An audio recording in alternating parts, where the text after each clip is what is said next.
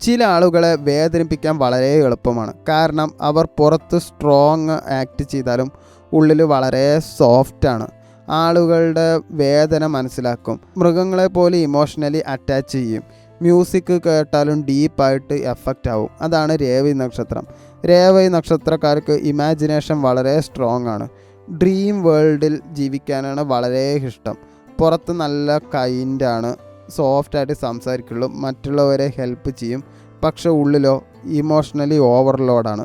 നിങ്ങൾക്ക് എല്ലാവരെയും സേവ് ചെയ്യണമെന്ന് തോന്നും. അതുകൊണ്ട് ടോക്സിക് ആളുകളെ ലൈഫിൽ ഹോൾഡ് ചെയ്ത് നിങ്ങൾ നിർത്തും. പക്ഷെ നിങ്ങളുടെ ബിഗ്ഗസ്റ്റ് വീക്ക്നെസ് എന്താണെന്നറിയോ? എസ്കേപ്പിസം. നിങ്ങൾ അതിന്ന് വിട്ടുമാറാൻ ശ്രമിക്കും. റിയാലിറ്റി നിങ്ങൾക്ക് വേദനാജനകമായാൽ മൈൻഡ് മറ്റൊരു ലോകത്തേക്ക് പോവും. മ്യൂസിക്, മൂവീസ്, സ്വപ്നം, ഉറക്കം ഇവയിലൊക്കെ നിങ്ങൾ എസ്കേപ്പ് എന്തായാലും തേടും. മെയ് മാസം ഇമോഷണലി കൺഫ്യൂഷനായിരുന്നു. റിലേഷൻഷിപ്പ് പെയിന്, കരിയറിൽ കൺഫ്യൂഷൻ, മെൻ്റൽ എക്സോഷൻ.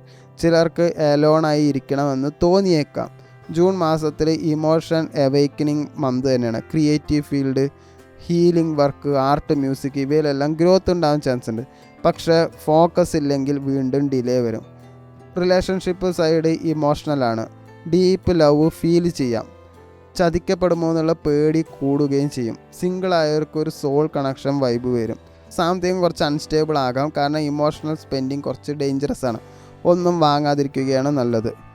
ഒരു സൈഡിൽ എനിക്ക് എല്ലാവരെയും ഹെൽപ്പ് ചെയ്യണം എന്നുള്ള വിചാരമുണ്ടാകും. വേറെ സൈഡിൽ എന്നെ ആരാണ് സംരക്ഷിക്കുന്നത്, സേവ് ചെയ്യുന്നത് എന്നൊരു വിചാരം ഉണ്ടാകും. പുറത്ത് കൈൻഡ്നെസ് എന്തായാലും ഉണ്ട്.